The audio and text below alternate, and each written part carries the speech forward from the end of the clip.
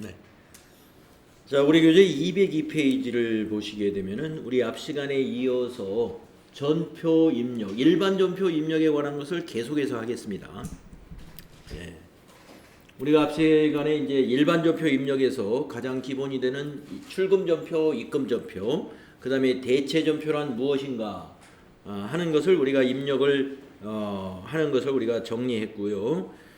이번 시간에는 그러면은 우리가 일반 전표에 입력하는 여러 가지 그 회계상 거래들이 여러 가지 증빙들이 있을 수 있다는 것이죠.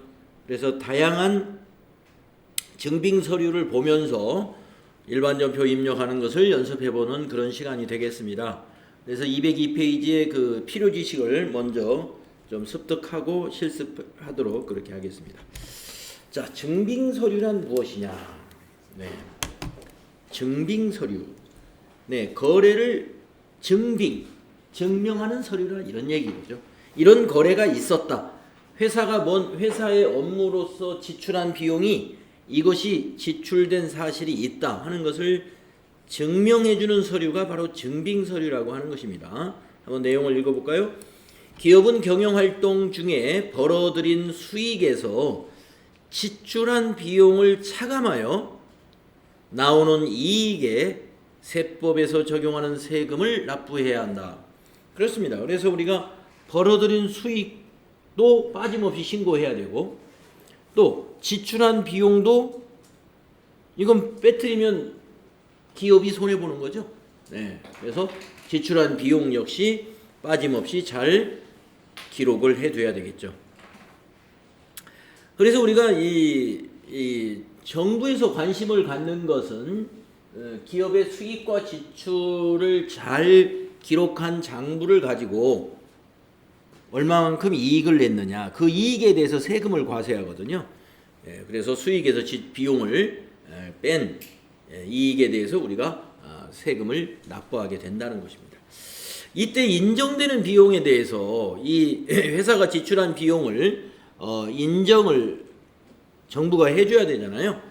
그것은 업무와 관련된 것만을 인정을 해줍니다. 업무와 관련된 것. 그래서 우리가 그 앞에서 그 기본정보관리에서 업무용 승용차 등록이라든가 이런 것들이 3년 전에 그 추가가 된다든가 이런 것이 뭐냐면은 이 기업에서 쓰고 있는 승용차들이 업무용으로만 이용되는 것이 아니라 비업무용으로 많이 이용되면서 회사 비용으로 이걸 정리를 하더라. 뭐 이런 것들이 많이 발견이 되니까 이걸 아예 회계 프로그램에 반영을 하는 거죠. 좀 관리를 제대로 좀 해주세요 하는 얘기입니다. 그래서 업무와 관련된 것만 인정이 되므로 이러한 업무 관련 비용을 입증하기 위해서는 뭐가 있어야 돼요? 증빙을 주고받아야 된다 하는 얘기입니다. 따라서 기업의 경영활동에서 발생하고 있는 거래는 여러 가지 증빙에 의하여 이루어지게 되는 것입니다. 그러면 밑에 여러 가지 증빙이 있다는데 증빙의 종류에 대해서 한번 알아보겠습니다. 증빙의 종류는 어떤 것들이 있을까? 기업의 경영활동에서 직접적으로나 간접적으로 관련된 지출 거래이면 지출 증빙 서류를 수취하도록 하고 있습니다. 지출은 했는데 지출 증빙 서류를 수취하지 않았거나 그 지출이 업무와 관련이 없다면 비용으로 인정을 받을 수 없습니다. 그러니까 지출 증빙 서류, 즉 영수증 같은 것이 없거나 아니면 업무용으로 업무와 관련 없는 지출이라 한다면 지출 증빙이 있다 하더라도 인정받지 못한다. 그러면 우리가 보통 증빙 서류다 하는 것은 무엇이 있느냐? 이런 것들이 있습니다. 신용카드, 매출전표. 뭐 우리나라에서 신용카드 사용은 뭐 세계 최고라고 합니다. 그만큼 신용카드를 우리 지출용으로 쓰고 있는 경우가 굉장히 많죠. 그 다음에 우리 현금 지출도 많이 있죠. 그러면 현금 영수증 받아야 되고요. 그리고 우리 부가가치세와 관련된 거라 하면은 세금 계산서를 받아서 주고받는 것이 세금, 부가가치세 세금 영수증이 바로 세금 계산서입니다. 그 다음에 면세, 쌀이라든가 채소라든가 과일이라든가 저희와 같이 이런 학원 사업을 하는 곳에 지출을 했어요. 여러분들 회사에서. 그러면 우리 학원에서 해줄 수 있는 것은 계산서입니다. 그래서 면세 사업자가 발급하는 것이 세금계산서가 아니라 계산서, 과세 사업자는 세금계산서를 발급해야 되고요. 자, 이것은 우리 이 법적 증빙이다라고, 우리 이거 법적 증빙. 예. 그래서 일반적으로 기업에서 비용을 지출했으면요, 요 네 가지 중에 하나를 받는 것이 가장 정확한 증빙을 받았다 이렇게 볼 수 있습니다. 신용카드 매출전표, 아니면 현금 영수증, 아니면 세금계산서, 계산서. 그런데 그 옆에 영수증, 이것도 증빙이 될 수 있어요. 그러나 영수증은 말이죠, 법인의 경우는 많이 제한을 두고 있죠. 제한을 두고 있어서 3만 원까지는 영수증을 받아도 되는데 3만 원을 초과한 거래에 대해서는, 특별한 이유 없이 3만 원 초과한 거래에 대해서 영수증을 받았으면 가산세를 물어요. 비용으로 인정을 해줄 수 있으나 회사에 업무용으로 지출을 한 것이 확인이 된다면 비용으로 인정은 되지만 가산세를 우리가 물게 되기 때문에 뭐 굳이 영수증을 받을 필요 없겠죠. 그래서 아주 불가피한 간이과세자, 이런 사업자들을 상대로 한다든가 이런 경우 아니고서는 가능한 영수증을 회피해야 됩니다. 그래서 주로 이러한 증빙을 받아야 돼요. 자, 그런데 우리가 증빙 서류가 그러면은 여기에 있는 이 5가지 이것뿐이냐? 예를 들어서 전기요금을 냈다. 그러면 이제 전기요금, 한국전력에서 전기요금 청구서를 보면은요, 청구서에 이렇게 써 있습니다. 영수증에 이 청구서는 전자세금계산서를 대신합니다. 부가가치세법 몇 조 몇 항에 의해서. 그래서 그런 뭐 전화요금, 전기요금, 수도, 가스요금 이런 것들이 대부분 그 기관에서 발행하는 영수증이 세금계산서를 대신할 수 있어요. 그 다음에 예를 들면 자동차 보험에 가입했다. 그러면 보험증권이 있죠. 보험증권. 그 보험증권은 여기에 어디에도 해당이 안 되잖아요. 그러나 그것은 증빙이 될 수 있습니다. 보험증권 증빙이 돼요. 그 다음에 만약에 우리 직원이 결혼을 했어요. 그러면 결혼을 하면은 경조금을 지급하죠. 경조금. 그래서 만약에 경조금을 뭐 사회통념상 인정이 될 수 있는 범위 내에서 주었다면은 그 직원이 결혼했다는 사실을 어떻게 증명하느냐?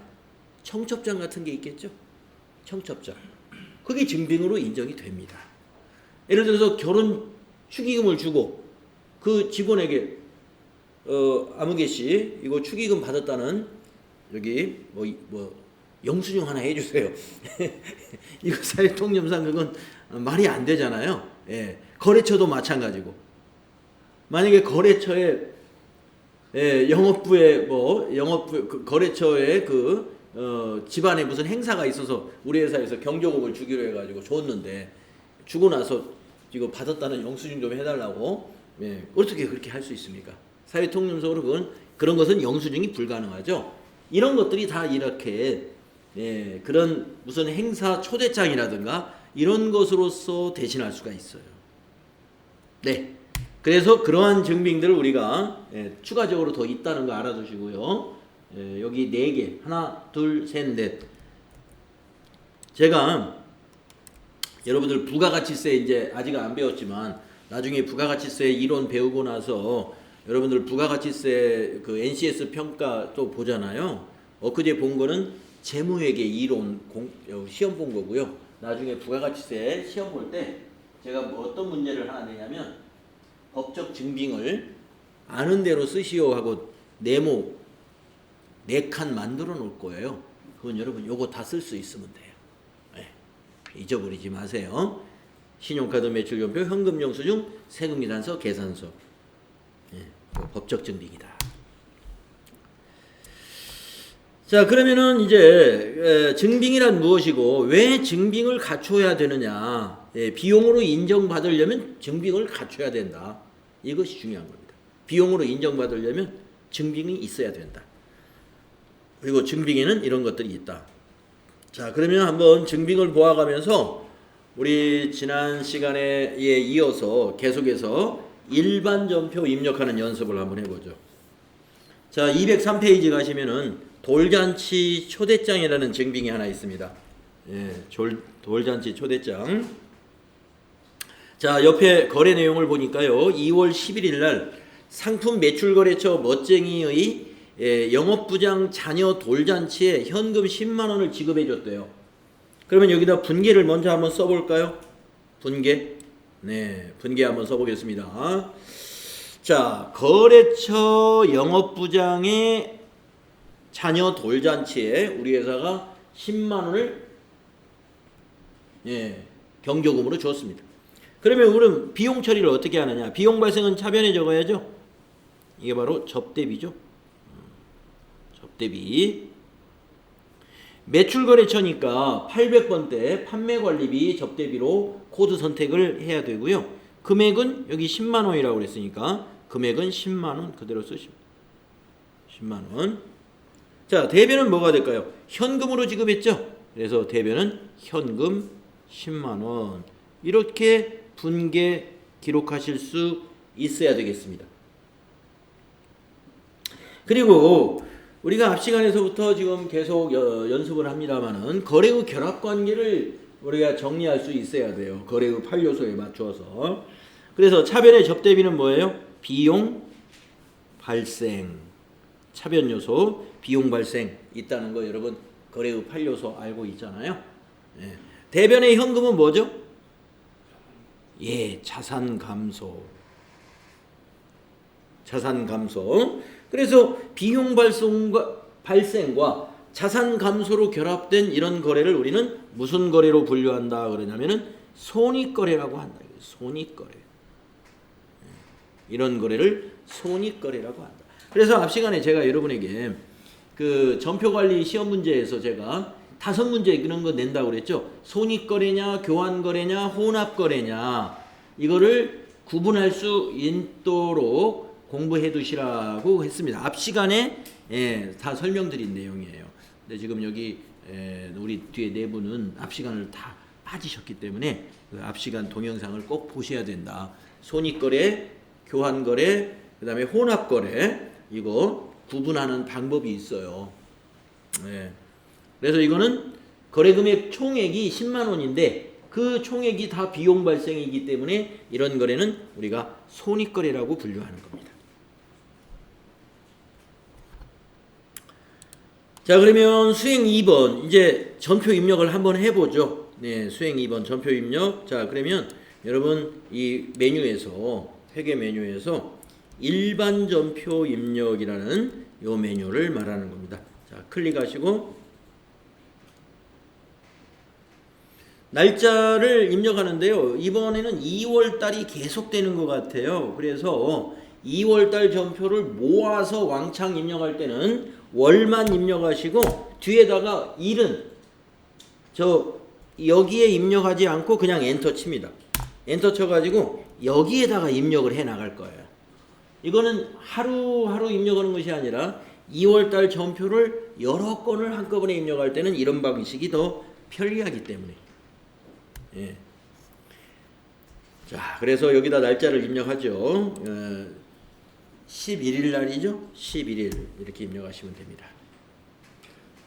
자, 구분해 보시면은 밑에 지금 커서가 구분해 왔을 때는 밑에 메시지에 우리가 앞 시간에서 했지만 1번은 출금, 2번은 입금, 3번은 차변 여기 보이잖아요.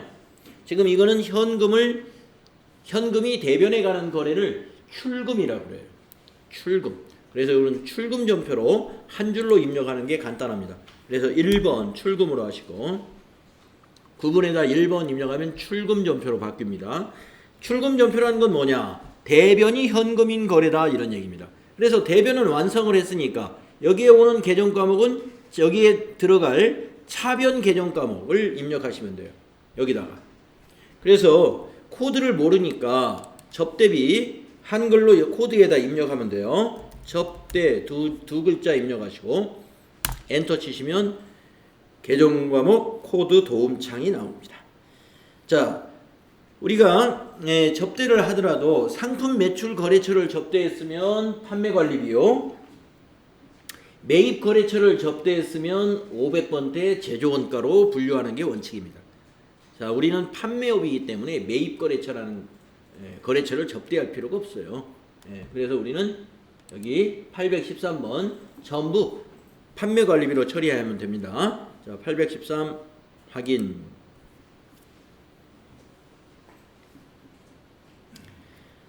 자, 거래처는 그 멋쟁이에다가 접대했다. 그러면 여기 거래처 멋쟁이에 등록돼 있을 겁니다. 멋쟁하고 코드를 하면은 1003. 자, 적요는 말이죠. 적요는 저 코드란에다가 밑에서 한번 골라보시면 거래처 접대비 지급, 경조사비 지급이 있나요?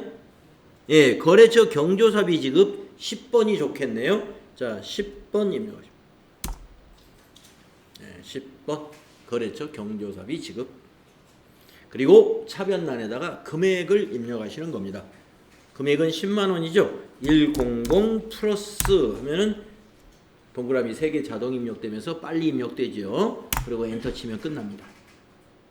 자, 지금 줄이 바뀌었지만 다시 위로 올라가 볼까요? 위로 올라가서 밑에 보시면은 밑에 이와 같이 차변 접대비 10만원, 이쪽이 대변이에요. 대변 현금 10만원. 이게 분계장에는 이것 따로 나타납니다. 분계장에는. 그래서 이게 분계장의 내용에는 이 두 줄로 보여요. 분계장이 다 만들어져 있어요. 그 내용을 지금 밑에서 보고 있는 거예요. 우리가 위에다 전표 입력하면 밑에서 분계가 일어난다.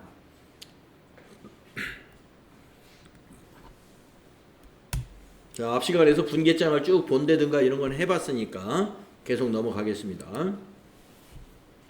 다음은 그 밑에 바로 아래에 있는 문제 이어서 해보겠습니다. 우편 등기 영수증. 자, 마찬가지로 우체국에 가서 우리가 등기 우편을 보낸다 하더라도 거기에서 우체국에서 발행하는 이 영수증이 증빙이 될 수 있어요. 이건 뭐 현금 영수증이나 마찬가지입니다.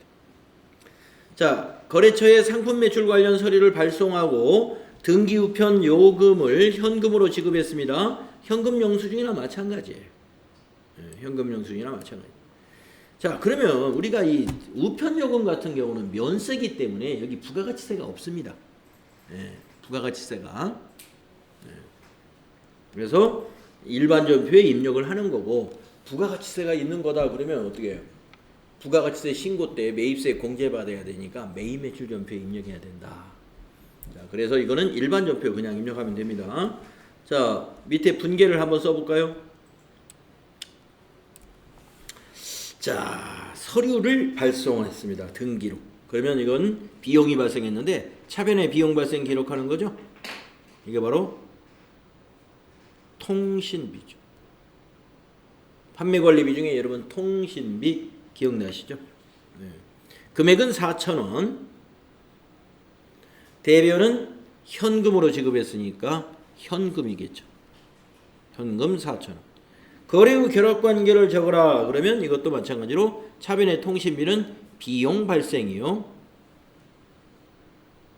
대변의 현금은 자산 감소다. 이러한 거래를 우리는 손익거래라고 부른다. 이러한 거래를 우리는 손익거래라고 부른다. 이렇게 정리하실 수 있어야 되겠습니다.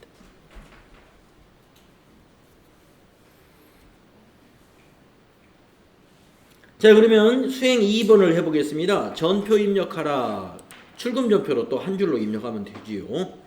자, 일반 전표 창을 꺼내셨나요? 자, 이번에는 날짜가 거기 영수증에 나와 있어요. 영수증에 2월 15일 영수증이죠. 여기 15일로 입력하시고, 구분은 출금 1번 입력하시고, 계정 과목은 통신비, 거기 코드에다가 통신하고 엔터 치시면 이와 같이 계정 과목 코드 도움말 나옵니다. 여기서 통신비 814번 맨 밑에 있습니다. 판매 관리비는 전부 800번대입니다. 그래서 814번 찾아서 엔터 하셔야 되고, 자, 거래처는 여기는 뭐 굳이 거래처를 쓸 이유 별로 쓸 필요 없어요. 이 통신비 같은 경우는. 그래서 여기 저교에다가 저교에서 우편료 지급이라는 2번 저교 걸어주면 우편요금, 즉 등기 우편 보냈나 보다 이렇게 보시면 되겠죠. 여기다 금액은 4,000원 입력하십니다. 4 플러스 엔터. 그렇죠? 자, 보시면 밑에 분계가 차변의 통신비 4,000원, 대변의 현금 4,000원 분계 보실 수 있습니다.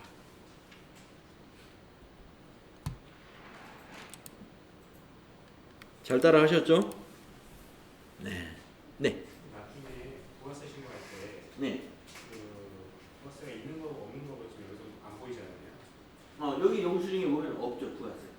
아니 거의 지금 화면으로 봤을 때는 네. 부가세 표시가 안 되잖아요. 네. 그럴 경우에는 따로 부가세 있는 것도 따로 표시하나요? 전별로. 그렇습니다. 나중에 부가세가 있는 것은 메인 매출 전표 메뉴에 가면은요, 부가세란이 따로 있어요. 예. 지금은 일반 전표는 부가세 신고하고 관련이 없는 거래이기 때문에 아예 부가세란이 없습니다. 네, 지금 우리는 일반 전표에 입력을 하기 때문에. 그런데 아까 말씀드렸다시피 부가가치세가 있는 그런 증빙의 경우에는 메인 매출 전표에 입력할 때 부가세란이 따로 있습니다. 곧 배우게 됩니다. 자, 다음 페이지로 또 넘어가서 이번에는 세 번째 거 보시겠습니다. 예. 자, 이것은 이제 취득세 영수증이잖아요. 취득세도 무슨 현금 영수증이나 뭐 신용카드 매출 전표나 이런 것을 받는 게 아니라 요 자체가 은행에 납부하면 이렇게 수납인 찍어서, 뭐 요즘은 다 전자납 자동화 기기를 통해서 내버리기도 합니다만은, 하여튼 그 나온 고지서나 영수증, 이게 증빙이 될 수 있습니다. 그래서 아까 신용카드 매출전표, 현금 영수증, 세금 계산서, 계산서만 법적 증빙이다 했는데 이거 역시 법적 증빙으로 인정받아요. 받을 수 있는 거죠. 자, 근데 이 문제에서는 중요한 것이 증빙이 인정되느냐 안 되냐는 것보다는, 자, 2월 20일 날 세금을 지금 이만큼 냈습니다. 245만 원 납부했습니다. 그런데 이건 계정 과목이 더 중요해요. 토지를 취득하면서 납부한 취득세란 말이죠. 그러면 제가 여러분에게 그 유형자산 공부할 때 이 얘기를 했습니다. 유형자산 공부할 때 취득세는 그 유형자산의 취득원가에 포함시켜야 됩니다. 그러니까 이건 판매관리비로 처리하면 틀리는 거예요. 잘못 처리한 거예요. 예. 그래서 이건 비용 처리하면 안 돼요. 토지로 처리해야 돼요. 토지, 자산. 그래서 토지의 취득원가, 토지 원장에 이게 플러스가 돼야 돼. 판매관리비로 처리하는 게 아닙니다. 네. 자, 그것이 중요합니다. 이 문제에서는. 자, 그래서 매장을 신축하기 위한 토지를 구입하고 취득세를 국민은행에 현금으로 납부한 고지서라는 겁니다. 그러면 여기다 분계를 어떻게 해야 되느냐? 이게 중요해요. 차변이 토지여야 된다. 세금과 공과금으로 하면 틀려요. 세금과 공과금으로 하면 틀립니다. 토지하고 이 금액 245만 원 그대로 이용하시면 되고요. 현금으로 납부했으니까 대변에는 현금이죠. 이 금액 똑같이 현금으로 납부했어요. 이걸 거래후 결합관계로 써보신다면 토지는 자산이죠. 예, 차변에 왔으니까 자산 증가요. 현금도 자산이죠. 대변에 갔으니까 자산 감소요. 그래서 자산 부채 자본의 증가와 감소만 있는 거래를 우리는 무슨 거래라고 분류한다고요? 이런 거래를 교환 거래라고 한다. 교환 거래. 그래서 이건 교환 거래로 분류하시면 되겠습니다. 우리가 교환 거래다, 손익 거래다 하는 것을 분류를 못 한다고 해서 전표 입력을 못 하는 건 아니에요. 네. NCS 능력 평가에서 교환 거래, 손익 거래 또는 혼합 거래 이걸 분류하는 것을 평가 항목에 들어 있기 때문에 여러분들 거기에 대비해서 제가 지금 추가적으로 이걸 설명해 드리는 겁니다. 실무하고는 사실 관련성은 없어요. 자, 그러면 전표 입력을 한번 해보죠. 날짜는 여기 있는 수납인에 찍힌 2월 20일입니다. 자, 밑에다가 20일 입력하시고 이것도 역시 출금이죠. 구분은 출금. 그리고 개정 과목은 토지다. 토지. 201번 토지. 자, 토지의 거래처 넣을 것 없죠. 저교에는 2번이네요. 2번. 저교 2번. 그러면 2번 입력하시면 토지 취득세 현금 지급. 그리고 금액은 245만 원.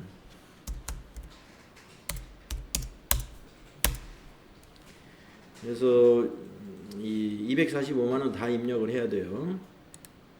그러니까 이 영수증에 보시면 취득세가 원래 213만 435원인데 이 토지 취득세에는 몇 가지, 두 가지의 목적세가 더 붙는 겁니다. 특별세가. 그래서 농어촌 특별세 하나 붙고 지방교육세가 또 붙게 돼 있어요. 네, 지방교육세는 취득세의 10%, 농어촌 특별세는 10%가 좀 안 되네요. 그죠? 예. 그래서 이것을 빼고 이것만 입력하는 게 아니라 전부 포함해서 맨 밑에 있는 합계세액을 입력해야 됩니다.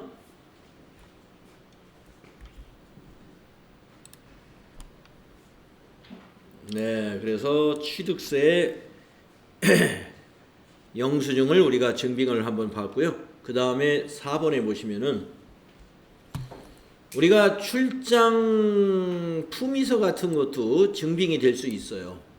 그러니까 회사에서 우리가 어떤 지출 결의서라고도 할 수 있어요. 네. 그러니까 뭘까요? 우리가 시내버스라든가 지하철을 타고 어디 출장을 갔다 왔다고 볼까요?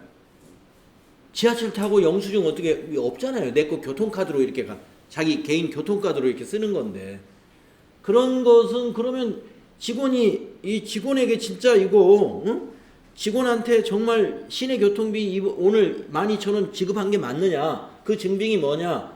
만들어놔야죠. 회사가 지출 결의서 같은 거 아니면 이런 품위서. 회사마다 그 쓰고 있는 기준은 다를 수 있습니다. 어떤 회사는 지출 결의서라는 것으로 할 수도 있고 또 지금 이 경우는 지출이 확정된 게 아니에요. 그래서 이거 가지급이라고 그래. 가지급이라는 표현을 했는데 지금 영업부에 오상식 부장이 요 기간 동안에 이렇게 지방으로 말이죠. 대전, 대구, 광주, 부산을 매출 거래처를 관리하기 위해서 지금 출장을 떠나는 거예요. 그런데 요 기간 동안에 지금 얼마가 지출이 될지는 확실하지는 않아요. 그렇기 때문에 이것을 가지급금이라는 가계정을 우선 회계 처리해 줍니다. 그래가지고 이 오상식 부장이 출장 마치고 돌아오면 그때 정산하는 거예요. 네, 그런 절차를 여기서 좀 해보게 되어 있는데 그래서 교통비나 식대나 여기 숙박비도 들어가겠죠. 그래서 한 50만 원 정도 필요하다 해가지고 출장 품위서를 이 회사가 오상식 부장이 작성을 해가지고 결제가 난 출장 품위서입니다. 그러면 이걸 가지고 분계를 한번 수행해 보겠습니다. 자, 가지급이죠. 가지급금 여러분 당좌자산에서 배웠었습니다. 차변에 가지급금.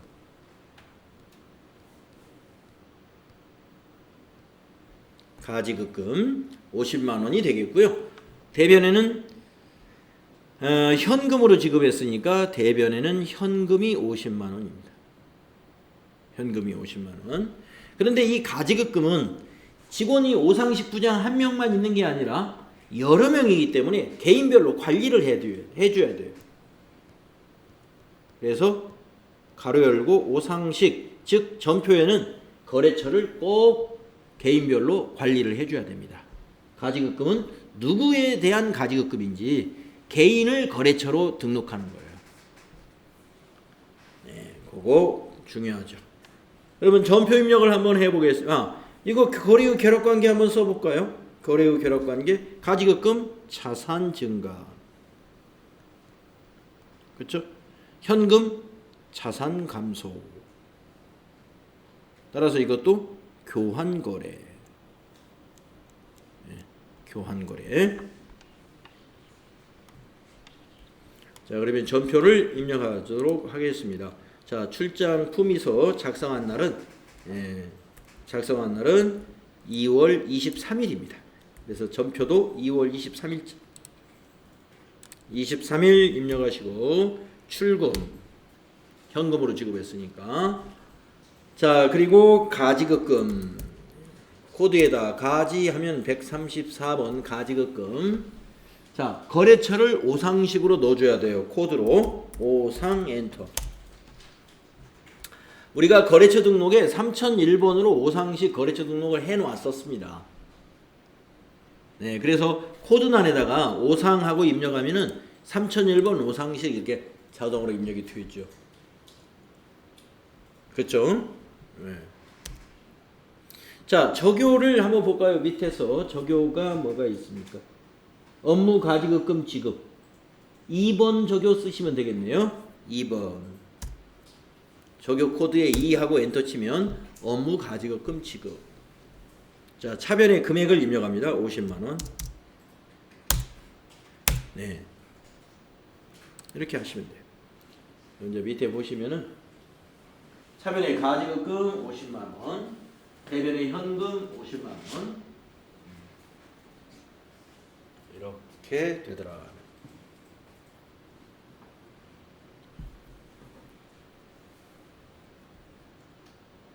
그 입력했던 줄에다가 커서를 올려놔야 차변의 가지급금, 대변의 현금 밑에 분계 내용이 보이고요. 줄이 빈 줄에 있을 때는 안 보입니다.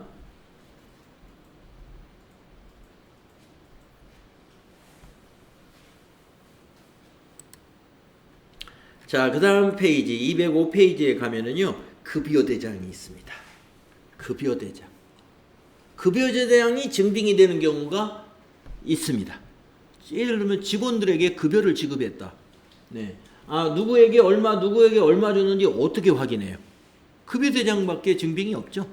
네. 그리고 급여대장으로 의심이 가면은 계좌 이체 내역, 통장 계좌, 송금 내역 이런 것들을 우리가 증빙을 해야 되는데, 뭐 우리 계좌 이체 내역을 한 사람 한 사람 다 매번 확인할 수는 없고 일단은 급여대장이 일단 급여라는 비용의 지출 증빙이 되는 겁니다.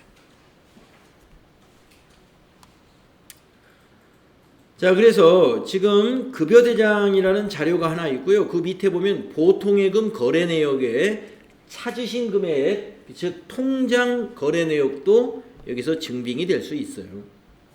그래서 여기 보면은 통장에 찾으신 금액이 6,686,000이죠. 그러면 여기 차인 지급액하고 똑같잖아요. 차인 지급액하고.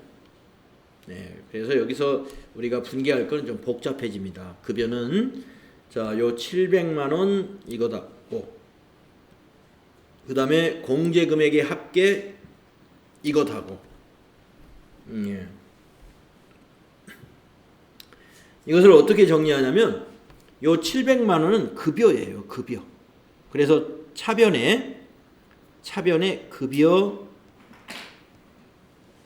700만 원 이렇게 해야 되고요. 그 다음에 대변이 두 개가 가는데요. 요 공제한 거 있죠? 여기 314 이거 예수금이라고 우리 배웠죠?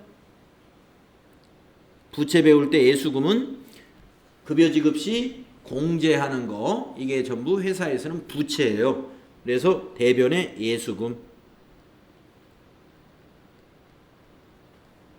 예수금이 314 000 되는 거고요. 그리고 여기 6,686,000은 이건 이제 실제 지급한 거잖아요. 근데 이거는 뭘로 지급했어요? 보통예금으로 지급했잖아요. 그러니까 대변의 나머지는 보통예금.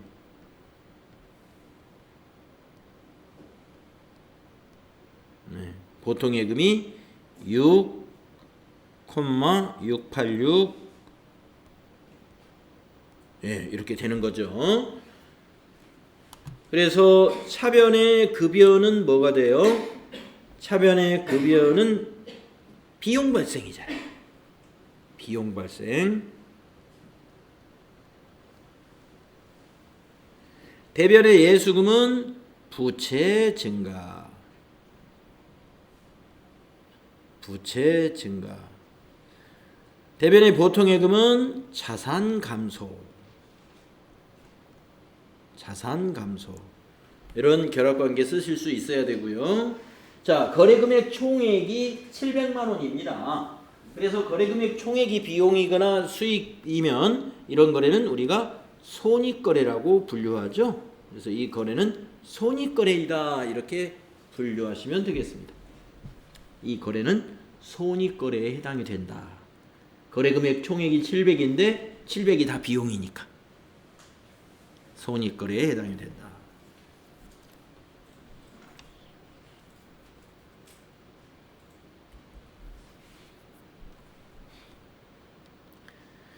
자, 그러면 전표 입력 한번 해보도록 하죠. 자, 날짜는 이 계좌 이체한 날짜, 요 날짜 보이시죠? 2월 25일 날짜입니다. 네, 입력해 볼까요? 2월 25일 날짜 입력하시고, 이거는 출금이 아니죠.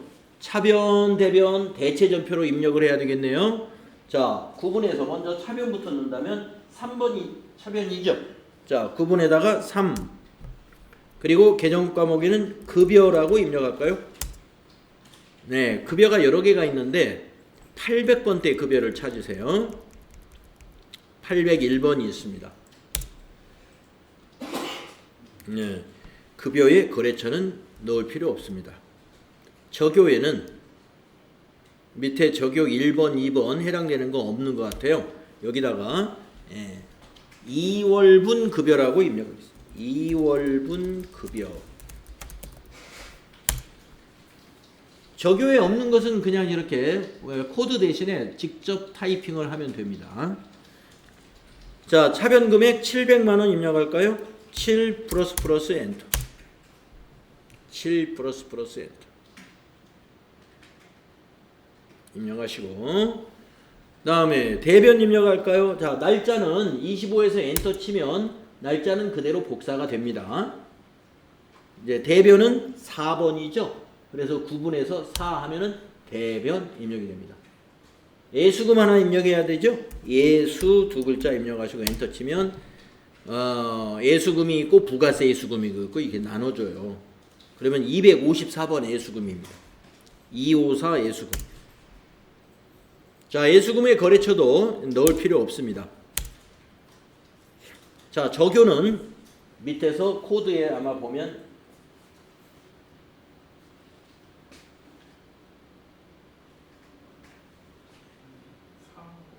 4번 근로소득세 등 예수 4번이 저기 맞는 것. 그리고 대변에다가 금액을 입력합니다. 314 플러스. 자, 또 한 줄 입력하니까 같은 날짜니까 엔터 치면 날짜 복사됩니다. 그 다음에 또 대변이잖아요. 엔터 치면 대변도 복사됩니다. 자, 계정 과목은 뭐냐? 이번에는 보통 예금으로 지급했습니다. 그래서 보통이라고 입력하시고 엔터 쳐보면 103번 보통예금. 보통 들어가는 개정 과목이 이거 하나밖에 없으니까 그냥 검색 도움말 필요 없이 바로 103번 보통예금. 보통예금은 거래처를 반드시 넣어야 돼요. 이 보통예금이 어느 은행, 국민은행 건지 농협 건지인지. 그래서 보니까 신한은행 거예요. 그래서 여기다 신한 98002 우리 신한은행 보통 거래처 등록 해놨었습니다. 자, 저교에서는요 밑에서 고르는 것보다 이거는 엔터를 쳐가면서 아니다.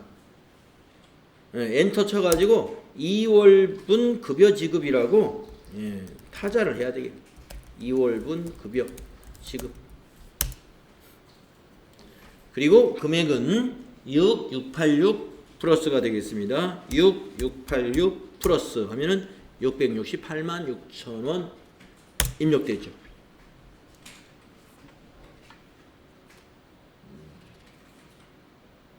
네.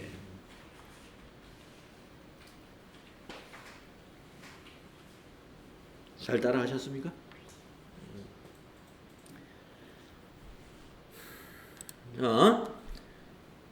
급여 지급에 관한 분계와 전표 입력 한번 해봤습니다. 그래서 급여 대장을 증빙으로 보고 회계 처리할 수 있다는 거예요.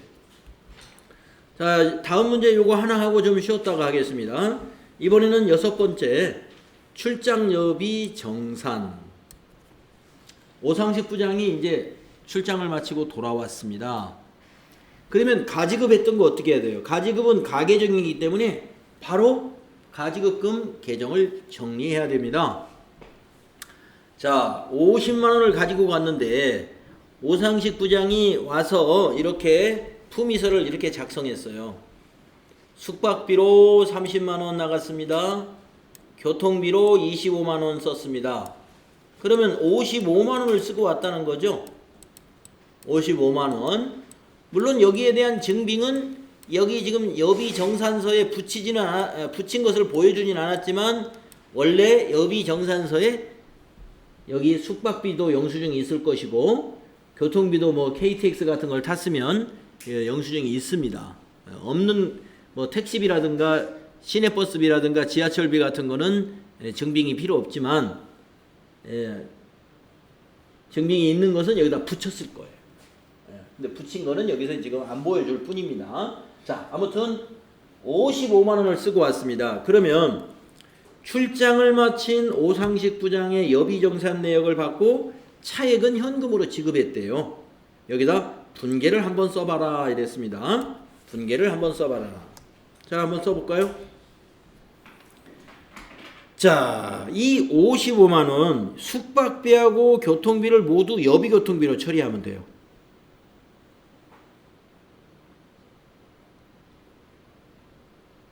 그래서 여비교통비가 55만 원이 됩니다. 차변에 여비교통비 55만 원.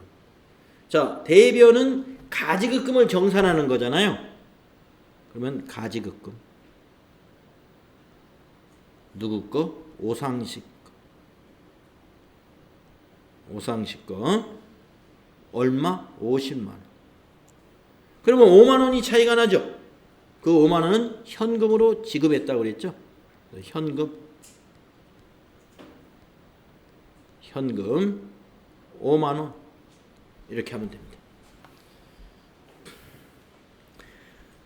그래서 거래의 결합관계까지 써보면 자, 여비교통비 뭐예요? 비용이죠, 비용. 그래서 이거는 비용 발생이다. 이거 비용 발생. 비용이 발생했죠. 대변에는 자산 감소죠. 두 개가 다 자산이죠. 그래서 자산 감소. 그래서 거래금액 총액이 55만 원인데 55만 원 모두가 비용 발생이므로 이것도 역시 손익거래로 우리가 분류한다 이거예요. 손익거래라고 분류한다. 손익거래가 어떤 건지 아시겠죠? 손익거래로 분류한다.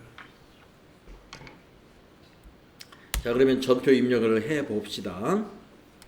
자, 날짜는 이 날짜로 해야죠. 2월 27일자. 그래서 25일 밑에다가 27 입력하시고 차변이 여비교통비 3번 차변 여비로 입력해 보시면 800번대 여비교통비 이용해야 돼요. 812번 코드 잘 고르세요. 812번. 자, 여비교통비의 거래처는 필요 없습니다. 필요 없는 건 방향키로 그냥 지나가면 돼요. 엔터로 지나가면 위에 있는 신한은행 이게 복사가 돼. 이상하죠? 네, 지울 때는 스페이스바. 네, 그래서 위에 있는 내용 복사되지 않도록 지나갈 때는 방향키로 화살표 키로 지나가셔라 이거예요. 자, 차변의 적용은 여비교통비는 출장 여비 가지급 정산 1번 적용가 맞는 것 같아요. 금액은 55만원. 다음에 날짜 같으니까 엔터 치시고 이번에는 대변의 가지급금 먼저 털어낼까요? 가지 134번 거래처는 넣어야 돼요. 오상 엔터. 네, 엔터로 출장 여비 가지급 정산 그거 그냥 지나가면 될 것 같고요. 50만원 입력하시고 또 하나 입력해야 되죠. 자, 엔터 치고 또 대변에서 엔터 친 다음에 현금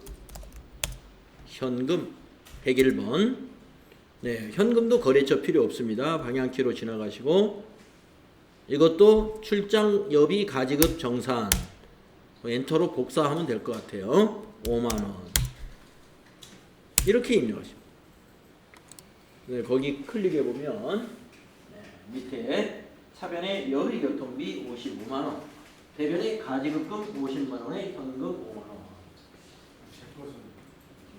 네.